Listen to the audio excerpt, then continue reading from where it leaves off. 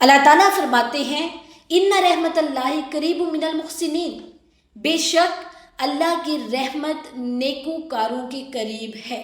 یعنی رحمت کا پہلا راز ہے احسان، نیک مال، اللہ کی رضا کے لیے اچھے کام کرنا۔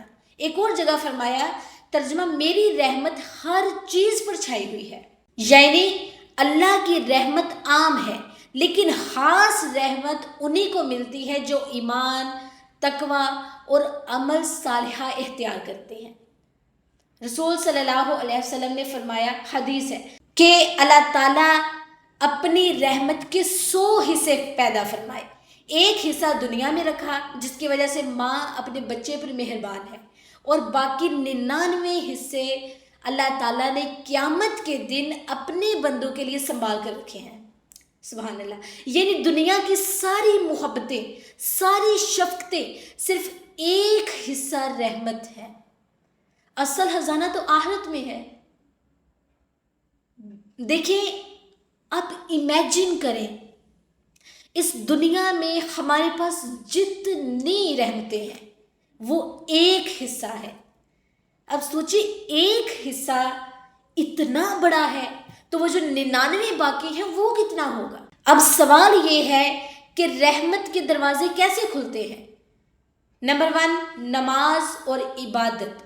قرآن کہتا ہے نماز برائی اور بے حیائی سے روکتی ہے، جب گناہ دور ہوتے ہیں تو رحمت قریب آتی ہے۔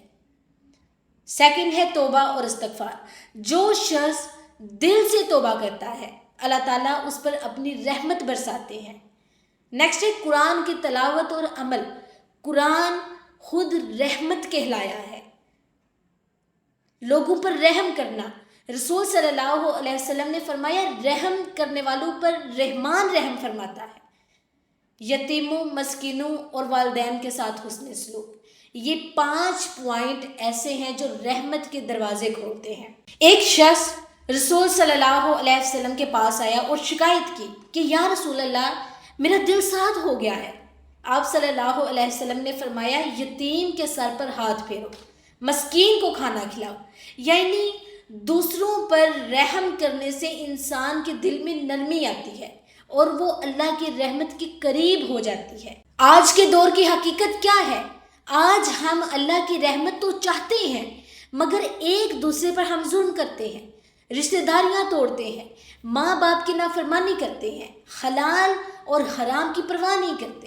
سوچیں اللہ کی رحمت کیسے برسے گی جب ہم خود ہی رحم کے دروازے بند کر دیں گے، جب ہم خود ہی ایسے عمل نہیں کریں گے جو ہمیں رحمت کی طرف لے کر جائیں گے، جس کی وجہ سے رحمت ہمارے قریب آئے گی، تو رحمت کیسے ہو؟